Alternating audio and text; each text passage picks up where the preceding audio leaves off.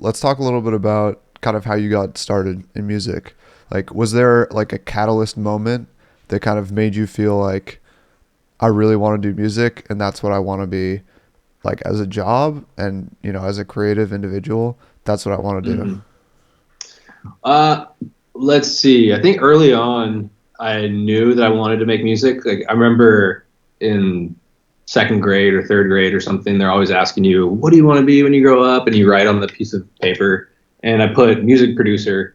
And it was before I even knew what it was. I just knew it was some guy who was in the recording studio with musicians, and I thought it was cool. And I probably saw some documentary about it or something like that. So honestly, it's been a long time since I've been interested in making music. I don't think there's any one particular thing. I know this isn't even the question you asked, but my earliest memory with music was dancing to Michael Jackson when I was about a year old, just like bouncing up and down as a little kid in the living room. Yeah. And yeah, we just always had this classic, like always had music playing in the house. My dad loved music. My brother was always playing music. So yeah, it's kind of just been my goal since like I can remember, basically, to make music. So you talk about Michael Jackson. Was there a point where you kind of made a switch between more of like the classical genres and more of like the experimental stuff that you do now? That's a good question. The first band that I can think of that really started taking me down the experimental path was the Mars Volta, and I started listening to them when I was in seventh grade, or whatever age that is, like 12 or 13. So before that, I listened to pop and I listened to a bunch of 90s stuff like Sheryl Crow and all the good vibes back in the 90s because that's when I grew up. And then I think it was like Linkin Park that took me down the heavier side. I was like, yeah, this is sick, angsty. And then once I heard Mars Volta, that changed music listening for me because their music was so complex. It was like 10-minute songs, kind of like Led Zeppelin esque. For if anyone's not familiar with Mars Volta, it's these crazily talented musicians who make these epic concept albums. And I remember the first concept album I heard by them, I just dove so deep into the story and the music theory and the drums and everything like that. So after that, I kind of started focusing on experimental music, and not for making it because I wasn't really making it until I was about 15 or 16, but for listening. Like I could only listen to music that was weird after that, pretty much. Definitely. I think that there's something like around that age, like when you're, in high school, that it seems like there's a trend with a lot of producers that's kind of the age where they either start experimenting when it comes to playing different music, like in a band setting or performative hmm setting, or whether it's, actually producing the music. So what was like the first song that you were really proud to have like worked on yourself and made yourself? That's a good question. Well, I'll say the reason that I started making music was to record myself playing the drums. So back when I was a kid, I played drums. I think I started when I was 8 years old. And my friend John, who lived across the street, played bass. So he would come over to my house and we'd play in the garage. And my drum teacher gave me a copy of Ableton Live when I was like 12 or 13, which is super sick in It's awesome. retrospect because Yeah. I still use it. And actually, a little bit before that, my brother had been learning FL Studio, which at the time was called Fruity Loops. So it kind of like worked out perfectly where I learned a little bit of the beat making from him. And then he was making these orchestral Final Fantasy type songs because he loved Final Fantasy and just wanted to recreate that style. And I started making like one or two beats with FL, just kind of copying him. And then after that, I got into Ableton just to record the drums. But through learning Ableton, they have all these little tutorials that say, oh, here's how to make beats and here's how to use a synth. So I started making more beats that way. And the first song that I was proud of, I think, was this one called Above the Sky. And it was just my friend John and I recording our bass and drums. And then the lyrics were in the air, in this, wait, what was it? No. It was called Above the Weather. It was in the air, in the sky, above the weather is where I fly. And it was just that looping over and over with like a little groove. And I was just stoked because it was the first thing that actually sounded like a real song that I made.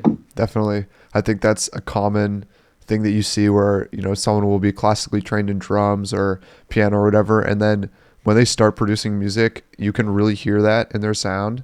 And often, even if they like transition into a different genre or into a different style of production, you can still kind of hear their initial training in the music that they have. Like when I listen to your stuff, there's that rhythm and that sense of tempo that, you know, a lot of times I lack in the stuff that I do because I don't have that background. I was trained in piano, so, you know, depending on what artist you're listening to, it's really interesting to hear those influences from when you're really starting out in the music. You know what I mean? Yeah, totally. I mean, it's so helpful to know an instrument when you get into music production, especially electronic music production, just to be able to ground yourself in something, because otherwise it's like, where do you even start? Do you start with the chords? Do you start with the drums? Do you start with sound design?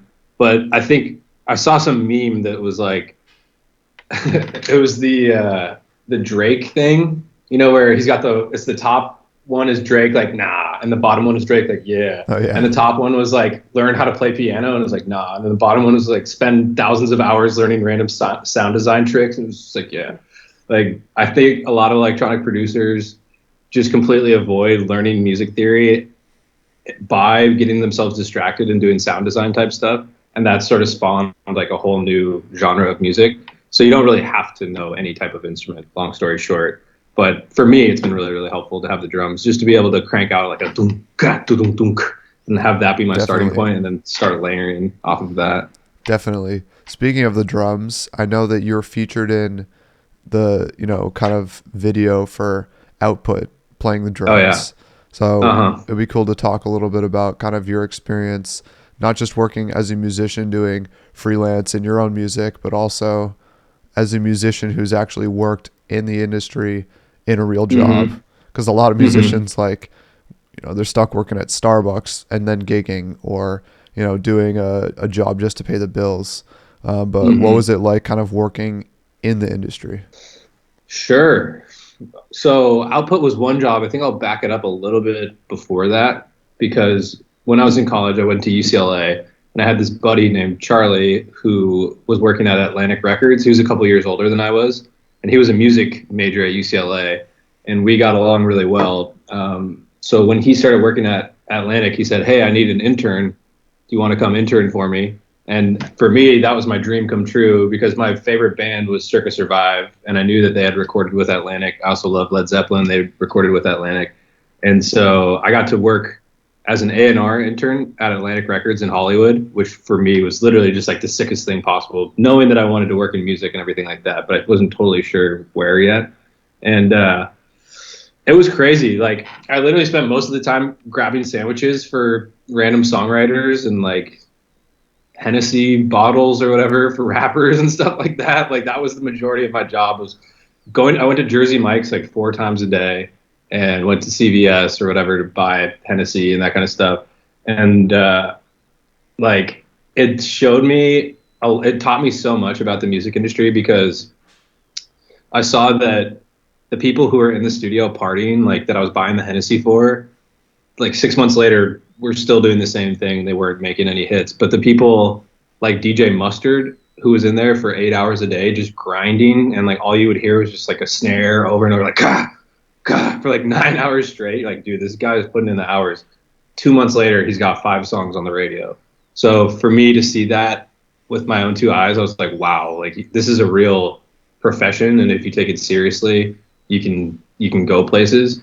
And that was my first entry into music. I was on the business side at the time, which was A&R, and I suck at A&R stuff, because it's like trying to predict the future. Like, who do you think is going to be big? I remember NBA YoungBoy was one of the big artists to come out of that hub from Atlantic, and I would have never in a million years predicted that he would be big. Like, I would hear it. I don't like NBA YoungBoy. I hope he doesn't hear this. But like, I don't like his music that much, and like, I would just never be able to predict that. And also, I have a weird taste in music, so it's just, I don't know what other people like. Definitely. And yeah, through that job, I learned I like making music. I like people who make music. I don't necessarily like guessing what's going to be popular. So that kind of sent me down the path of music production. And yeah, I ended up working at Output, doing software, helping with technical support type stuff. And writing some content for them too. And it was great. It was awesome. It felt like it was like Hogwarts for music production because everybody who worked there was a music producer. We had a recording studio, which was sick. And I just got to use the software all day, which was like a dream come true for me. So yeah, I've had like a weird journey through the music industry, but yeah, it's been definitely been positive. And also it sheds a little bit of light on how all this stuff works.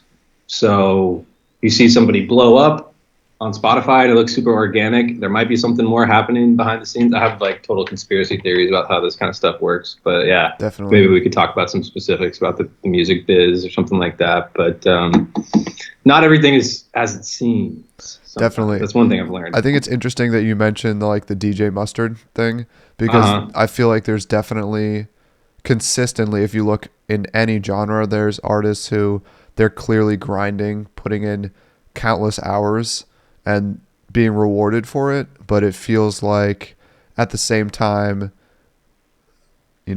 whether it's a conspiracy theory or not, there's artists that put in 0 hours. They're almost obviously an industry plant, Mm-hmm. And so Yeah. it can be a little bit discouraging for artists who are starting out, who are putting in a lot of hours, have a lot of talent, maybe don't have connections or, other things like that. What do you have to say to, let's say a younger artist that doesn't have connections, that's putting in all those hours? Like, how do you stay motivated in the grind? And should you be putting more effort as an artist doing that into making connections? What should you be doing? That's a super good question. It's crazy because it changes so much, like how to do well on Spotify or how to do well on TikTok or whatever. I don't even do TikTok just because it has zero inspiring qualities to me.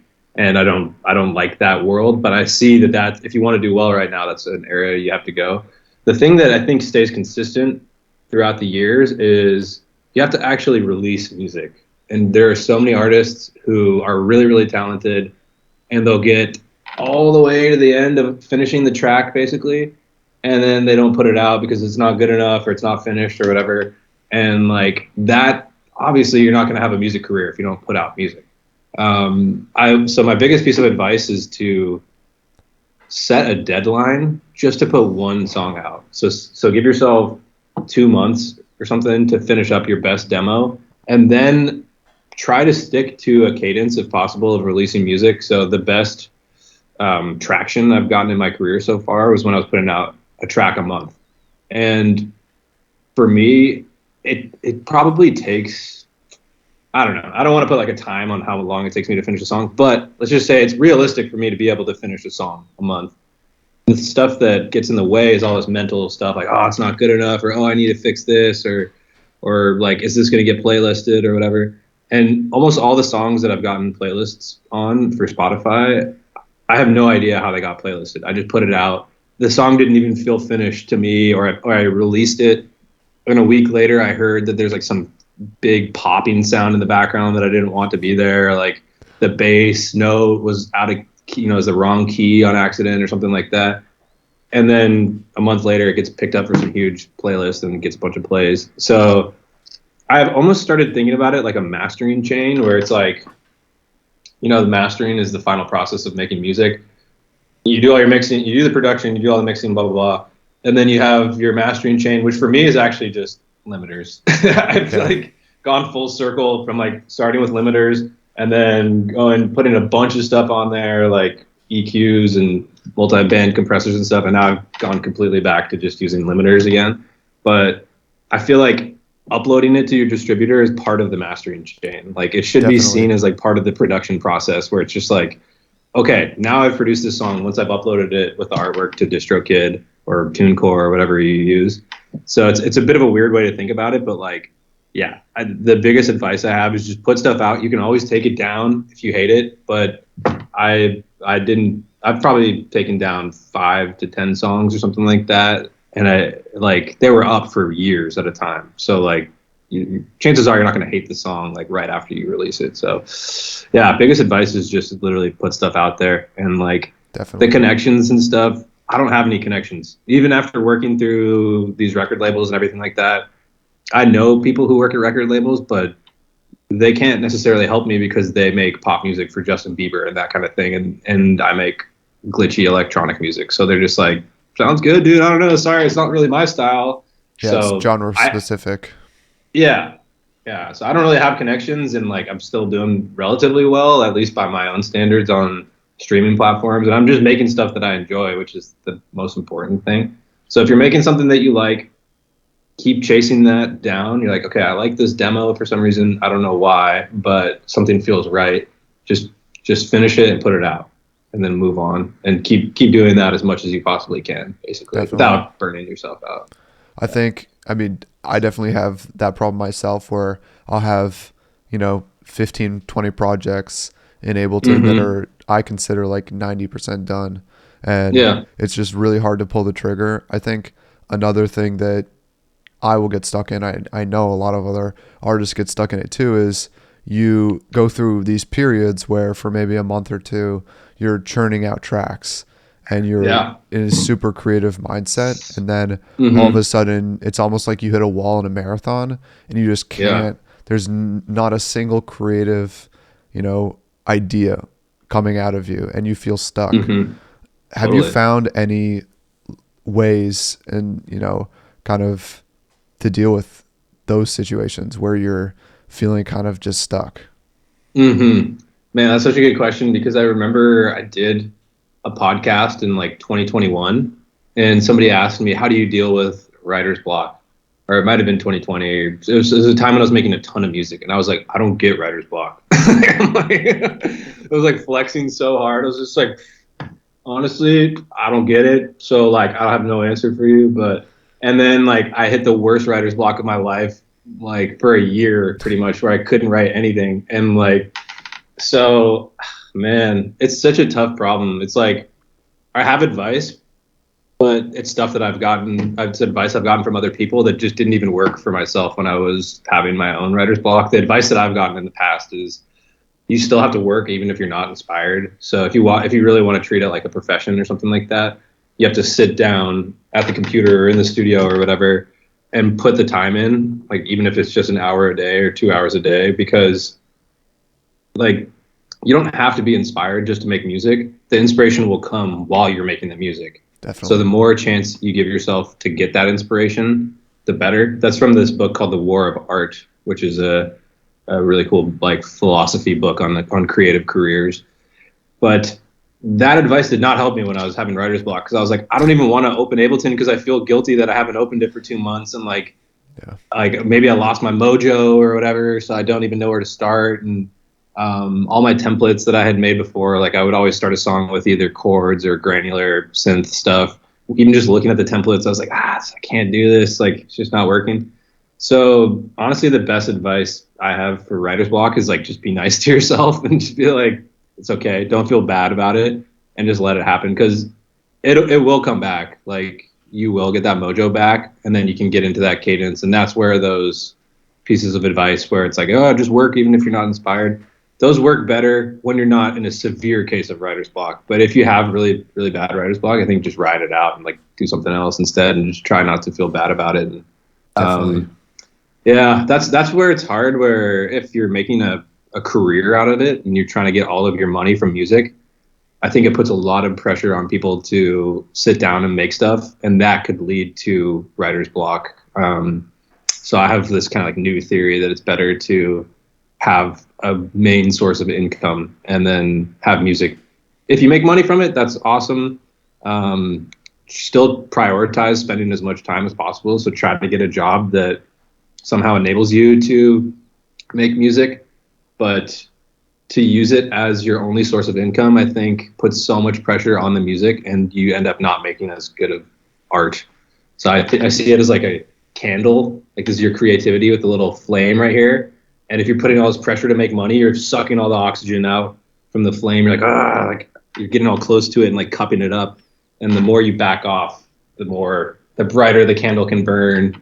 Yeah. And so that's my new theory. I don't know. I'm still unemployed, so I haven't really put it definitely to use yet. I feel like it's such an individual thing. Like everyone like you said, you get advice from someone of how to deal with writer's block and it just doesn't work for you, right? But I think Yeah. getting like little insights into, different things that people do, whether that's like Mm-hmm. don't look at music as your only career or, have Mm-hmm. other options to be an escape. I Yeah. think there's another weird thing that happens with a lot of creatives where to be a creative and to put out content, whether it's music or art or anything else, you kind of have to be in this emotional state of creativeness that's passionate, but Mm-hmm. not so stressed out or depressed that you're kind of stuck, right? And Mm-hmm. so it's this weird thing because if you're completely unemotional, you're probably not going to be making your best work. Like if there's too much Mm-hmm. going on in your life, whether it's loss, whether it's, it's a big change, it's going to be very Mm-hmm. difficult to create. But at the same Yeah. time, in the opposite end of the spectrum, if you have nothing going on, you're going to have no creative juices flowing. So True. we're kind of in this constant area of like, well, to make my best work, I kind of have to be a little bit emo or, a little bit Mm-hmm. of this. But if I'm too much of this, it's really hard. I get writer's block or whatever else it is. So Yeah. there's this weird kind of, in between that we kind of survive in. Yeah. I think it's important not to uh, spend all day making music or have that be your only life because I mean, I've done that before. In the pandemic, I was only making music all day and it was amazing. Like, I would just wake up, pour a cup of coffee, and sit at my desk and make music for 8 hours, go for a run or go for a hike, come back and make music for 3 hours or whatever. And I was just eating at my desk and making music all day. And it was sick and fun and like super fulfilling, but it wasn't sustainable. And also, the music I was making was cool and experimental, but it wasn't necessarily super heartfelt. Like, I don't know. It was just, I was just messing around. Like, I wasn't really trying to say anything necessarily. So I think that if you do want to make your best work, it's important not to have music be the only thing you're doing. So I know Benny Blanco always says, like, you got to go out and live life if you want to make good music. So Benny Blanco, when he's writing for somebody like Ed Sheeran or whatever, if it's a new person that he's never met before, he'll have them over to his house. I think he lives in like the Hollywood Hills or something. And they'll just go do something fun for like a day. Like, he'll just go take them out to sushi or go for a hike or play in his pool for that's his session. That's like Yeah. his like recording session. And then for 5 minutes they'll turn on Ableton and knock out like a number one hit because they're feeling so good from Yeah. everything that they've already been doing. They're not sitting there grinding like let's make this catchy song. Like, they'll go do something and then they'll channel that energy into a song in five Definitely. minutes, 10, half an hour or whatever, and then go continue living their lives. Obviously, we can't all do that. It's so weird because there's so many tiers of musicians. Yeah. He's a millionaire. All the people he works with are millionaires, so they have the freedom to do that kind of thing. But I It's still a think that different that's a pressure. valuable. Yeah, it is a different pressure because even this is the same interview that I listened to. He said I think he might have been crying or maybe not crying, but he was calling his mom and complaining about the fact that he had so many sessions lined up and he couldn't believe it and he's so busy and stressed out and like, yeah, that's a lot of pressure too. And then he realized what he was saying. He's like, oh my god, I'm working with the sickest artists in the world. Like, I Yeah. shouldn't be feeling this bad about it. But yeah, it's all relative. I think I do think no matter what, like, getting some balance in your life with meditation or some kind of healthy stuff is good, especially if you make, you mentioned depression and that kind of stuff and emotion. If you make music that taps into that stuff, it's important not to delve too far into that because Definitely. then all this, like, music has this weird effect on mood where like your mood affects the music that you make and the music that you make affects your mood and the Definitely. music you listen to affects your mood.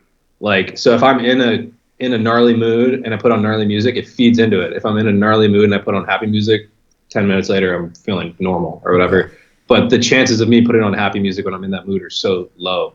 So like, yeah, I think taking some time away from the more emotional music is probably important too, just to mess around and make some like upbeat house music or some Definitely. vibey funk stuff. I'll definitely find myself like making some super down tempo or, slow stuff if I'm feeling like a little bit down. Then the next day Uh-huh. I'll listen to it and I'll say, damn, like That must have been a rough day. Like, what was going on? Some emo vibes. And Yeah. it's just like, I don't really want to listen to that. But like, sometimes Yeah. it hits, you know? And then also, I've gotten feedback on like some of the sadder songs that I make where it's like, I literally got the cliche thing, which, I mean, not cliche, it's incredible, where somebody said, like, the song saved my life. And I was just like, holy, like, wow, you know, that's amazing. Yeah.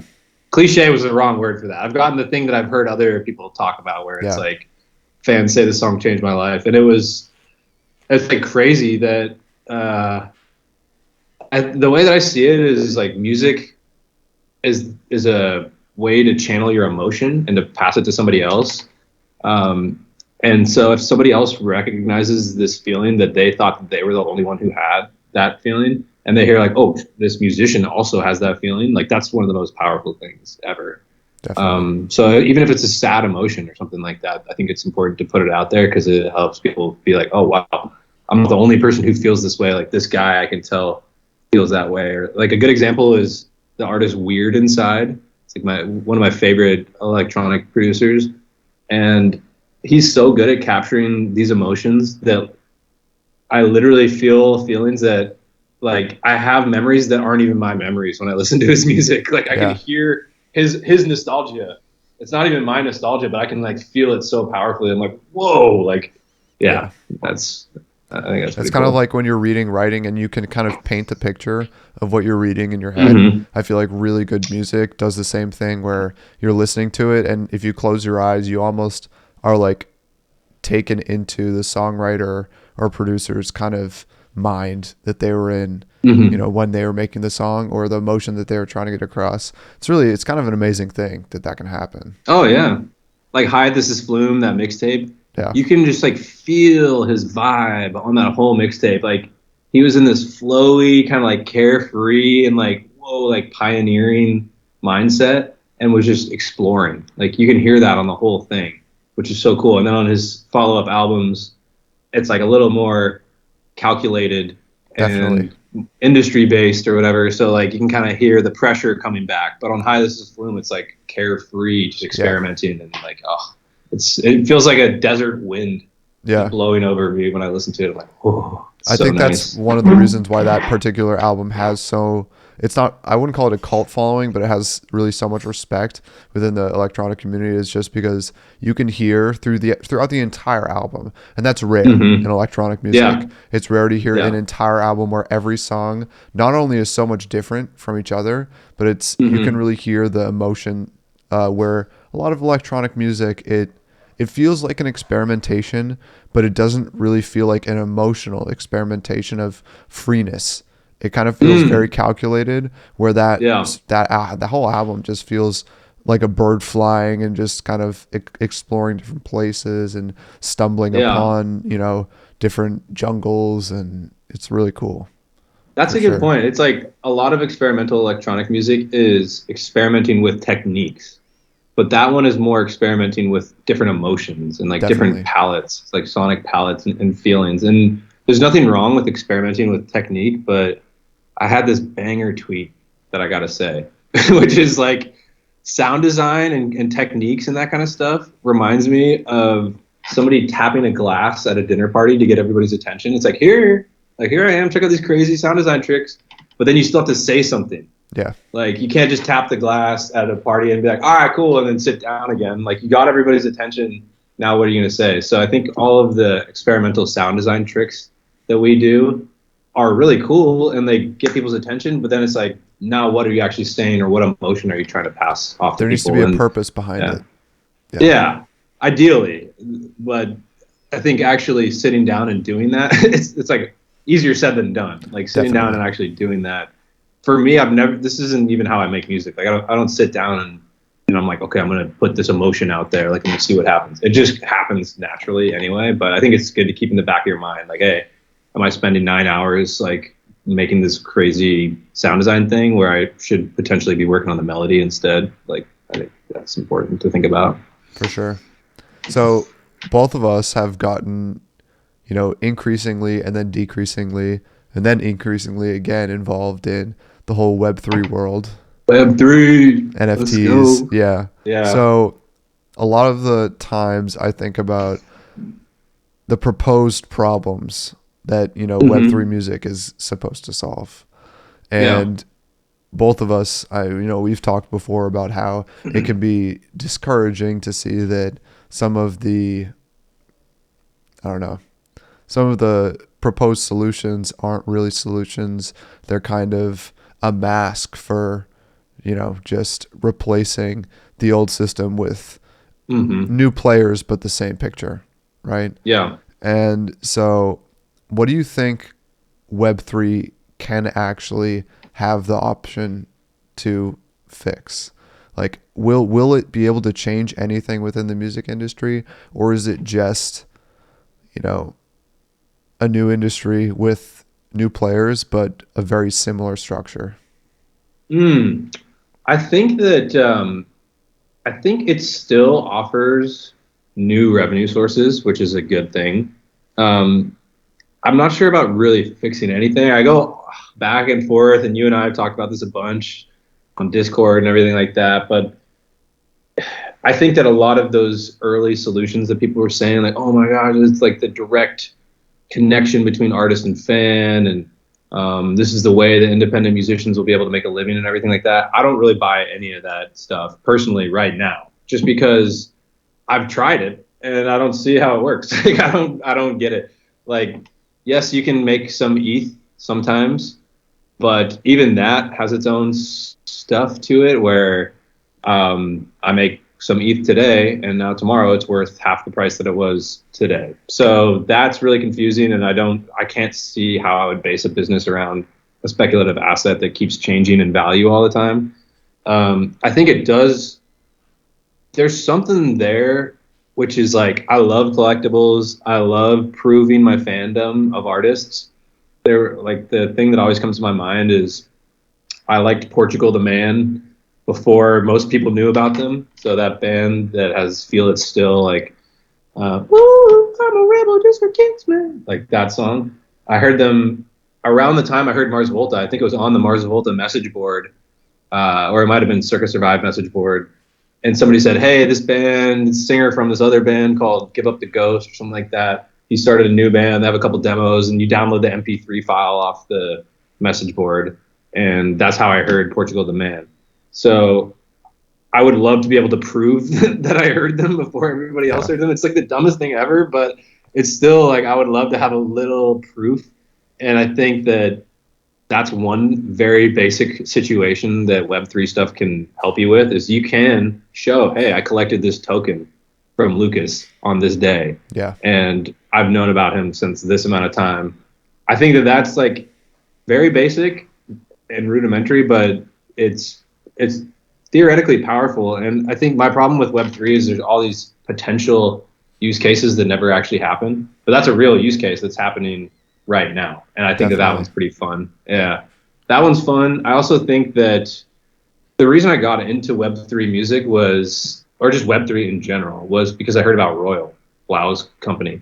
And I remember reading the initial pitch, which was, you can own a piece of your favorite artist's music and benefit off of their royalties. So it Yeah, was like crowdfunding, your release. You get an advance from your fans instead of a record label. The fans are incentivized to share your music because they want it to do well, because A, they like you, and B, they get a financial gain from it.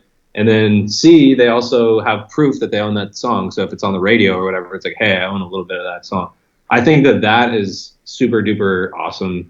Um, yeah, I still love that idea. I think that there's a bunch of different companies doing it, and they all have these really weird financial schemes that end up not being great and kind of turn the whole thing into a Ponzi scheme where you won't make any money from the royalties that you buy. Like, no matter what happens, the price of the actual NFT is so much higher than any royalties you might earn that the only way you could theoretically benefit is by flipping the token to somebody else, which yeah, turns into like a Ponzi scheme.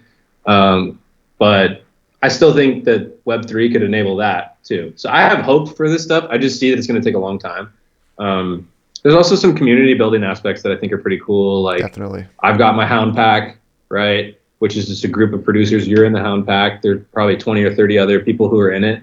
And right now, honestly, we don't really use Web3 that much. But all Yeah. of you guys have the token in your wallet, which enables you to get into a private Discord channel, even though I don't even think I token gated the channel. But like theoretically, there are some things that I could do with those tokens where it's like, hey, I can unlock this website for just you guys who hold this token.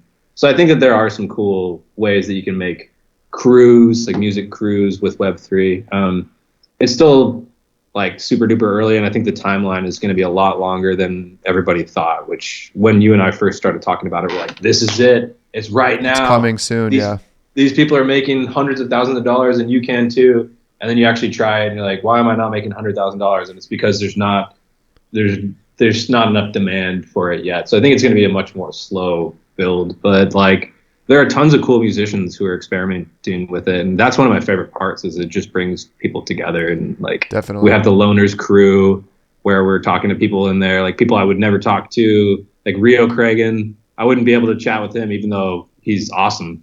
I don't think he would reply to my text or something like that if it weren't for Web3 Yeah. type stuff like that. That brought us together, and yeah. So I think that there's been some cool friendships forged just from people who are experimenting in it. We'll see. It's definitely a long game. I'm still gonna keep messing with it. I'm still gonna keep like going up and down in terms of my enthusiasm and being like, oh, this Definitely. is a scam. Oh, never mind, it's not a scam. Oh, but currently the way I'm thinking about it right now is like, just try to take the money out of it. What can you do with this technology that's interesting? Yeah, I agree with that 100%. Recently, I've been looking at it like art and fine art and paintings and prints. You see, there is like this cream of the crop, expensive art that is sold in galleries, whether it's Mm-hmm. Sotheby's or Christie's, $100,000, $1 million, $100 million that's sold to collectors. And a lot of that is, borderline money laundering that's being done and tax evasion for rich people Mm-hmm. and, all these things. And I think you see the same thing in Web3 with NFTs. But Yeah. you also see artists, smaller artists that use Etsy and other places like that to sell prints. And I think Mm-hmm. that hopefully in the future, as Web3 gets adopted, which it will be adopted more and more as time goes on, I think Mm-hmm. it's inevitable to see, companies like Spotify even start to introduce, some type of Web3 integration with their platform in the future. Mm-hmm. And so I think as time goes on, you're going to see artists utilize it. The degree in which it's financially feasible to do anything for someone, I think, is to be seen. Just like if you want to have an Etsy shop where you sell prints, I don't know how feasible it is to make as a regular individual to have an Etsy shop that sells $100,000 a year in, picture prints. It's probably Yeah. possible, but maybe there's only 5 people who are able to do it. I think the Mm-hmm. NFT world will probably be similar like that. Um, and obviously, you're gonna have big artists like, if Justin Bieber releases his song as an NFT, it'll probably do much better than if I release a song as an NFT. Um, Mm-hmm. so there is this element of, popularity and reach that plays into it. Yeah. We've seen a lot of scams going on, whether it's, Mm-hmm. like the Logan Paul fiasco and other celebrities using their reach to borderline or overtly taking advantage of their communities. So I Yeah. feel like it's just very new and evolving, and there's a lot of possibilities out there. Like you, I really Mm-hmm. like the token aspect of it and the fact that you can Mm-hmm. use that to do things. I think a lot of people underestimate the fact that it's really a software, right? And if you look Mm-hmm. at it as software is going to be the future in a lot of things. Everything is Yeah. becoming more and more digital. So having the ability to branch music or other art forms to software to be able to, do different things in the future, things that we probably don't even know exist yet or that may not Mm-hmm. exist yet. I think that'll be really interesting to see. Yeah. Yeah. I think originally I was totally into the idea of selling NFTs as pieces of art and that kind of thing. And like, I still think that there's a niche for that. But the more I think about it, the more I kind of feel like it's it's more interesting if it's free. And it's just like, what are free? Like, what do these things do? Like, it's like collecting stickers. So I used to go to the Vans Warp Tour, and I would take a plastic bag. So if anyone doesn't know what the Vans Warp Tour is, it's like I don't know if it's still happening, but it's where a bunch of punk bands go on tour and they play all across the United States. So they would come to California, and every summer I would go. I'd bring a plastic bag and I'd just go get free stickers from all the different band booths, because they have booths when they're not playing. And I thought that that was like so fun to just collect these free things, put them on my binders for school, show everybody like I like this band, whatever. And so I'm personally more interested in like NFTs as those little types of mementos where it's just a way to show like things that you're interested in and prove that, hey, I was interested in this thing at this time. Yeah. Thinking about them more like an asset is still hard for me to wrap my head around. Like Yeah. it's just, I've been in this game or whatever for like 2 years, and it's still so much easier for me to think of a piece of canvas as an asset, because it's a physical thing. The artist touched it and put their paint on it or whatever. Whereas a digital thing, I don't know. Like I'm into it. It's like a cool mind thing, but it's still harder for me to wrap my head around seeing that as an asset and seeing why that should be valuable, other than the fact that that artist deserves to be paid for their work. Yeah. And in that case, I think that there are definitely a ton of other ways that the artist could still be paid for their work besides NFTs. So I'm more interested in like what are unique things that the NFTs could solve. And if you really strip it down, what is an NFT? It's like numbers and letters. It's like a token. It's a series of It's a JSON characters file. that are stored somewhere. So what do you do with that thing? I think that's actually pretty cool. It's a thing that like I can own it, and then I'm like, hey, you know what? I don't want this string anymore. Why don't I pass it over to you, Lucas, and you can buy it off me? And what does that string do? It's a password that unlocks an account that allows you to upload stuff to the Houndtrack or the heads.io or something like that. Like that's actually sweet. So yeah, I think we just still got to keep experimenting. But the early use cases, like when in the bull market of, I can't even remember what year it was because the pandemic has got my dates all messed up. But when was the bull market of like end of 2021? I think start of 2022. I was buying all these PFP things, JPEGs, like, oh, this is going to be it. This is sick. And now they're all sitting in my wallet as a reminder of like how much money I blew on these things. It just turned to nothing. So like that wasn't it for sure. And a lot of those artists were just stealing it from other people. Like it wasn't even their art or whatever. And like I had several rug pulls. So like that sort of delegitimized the NFT as an asset in my mind. So yeah, I'm trying to think about like other cool ways to use them. Definitely. All right, I know you gotta go to another meeting soon, so I want to thank you for coming on. Shout out all your socials, and let us know what's going on next. What's coming up for you? Anything planned? Any music in the works that we should be looking out for? Okay, so all my socials I snagged at Houndtrack on everything, which is pretty dope. So Twitter, Instagram, SoundCloud, TikTok, it's all at Houndtrack, which is soundtrack with an H, except for Audius, because I screwed up on Audius. So Audius is Houndtrack Music. Yeah, I actually snagged the Houndtrack one on there too, and then I forgot the password and I couldn't get back in. So Houndtrack Music on Audius, and all my, Houndtrack.eth for all the Web3 type stuff. Projects coming up. I mean, the Houndpack is like slowly building things up. So hop in the Discord if you want to chat with some other music nerds. And music, man, I took a big break when I had that writer's block. But like as of 2 months ago, I started getting my mojo back. You and I have a track that we're about to wrap up and hopefully put out there soon. Hopefully soon, yeah. Yeah. I have like 6 or 7 songs that are 90-ish% of the way done that I'm trying to get placed with the label. So we'll see. I think I put out 1 song last year, so there will definitely be more than that this year. I'll put it that way. I want to get back onto my monthly release cadence. So new music this year, new Houndpack stuff coming up. Yeah. new Web3 experiments. I'm just gonna keep it pushing, baby. Yeah, I'm personally super excited to see where the Houndpack goes because it's one of those cases where you're not putting crazy promises down of this is what it's going to be, this is why you should be Hmm. here, we're going to make you rich, we're going to push this, blah, blah, blah. It's kind of just Yeah, you wanted to create something with some tokens and also have a community that was, yeah.